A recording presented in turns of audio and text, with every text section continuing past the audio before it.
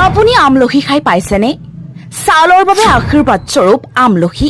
আপুনিও জানি আচৰিত হ'ব। দৈনিক খালে লাভ কৰিব ইয়াৰ উপকাৰ।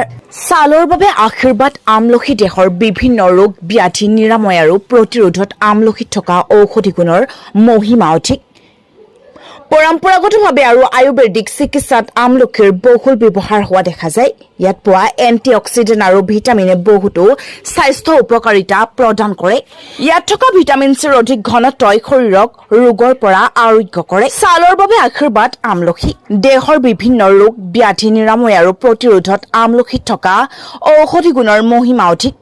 পৰম্পৰাগতভাৱে আৰু আয়ুৰ্বেদিক চিকিৎসালয়ত আমলখিৰ বহুল ব্যৱহাৰ হোৱা দেখা যায়।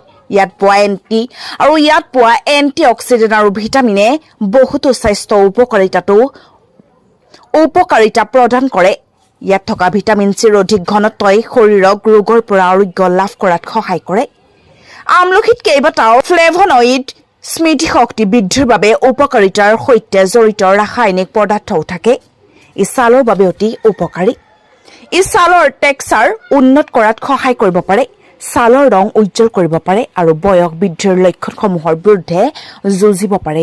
আমলখিত থকা দ্ৰৱণীয় ফাইবাৰ শৰীৰত সোনকালে দ্ৰৱীভূত হয়, যাৰ বাবে আপোনাৰ শৰীৰত চেনি শোষণৰ গতি লেহেমীয়া হয়।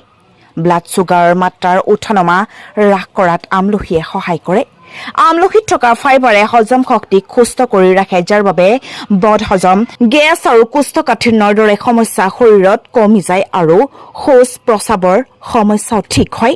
আৰু ই ইৰিটেবল বাৱেল চিণ্ড্ৰমৰ দৰে ৰোগৰ পৰাও সকাহ দিয়াত সহায় কৰিব পাৰে।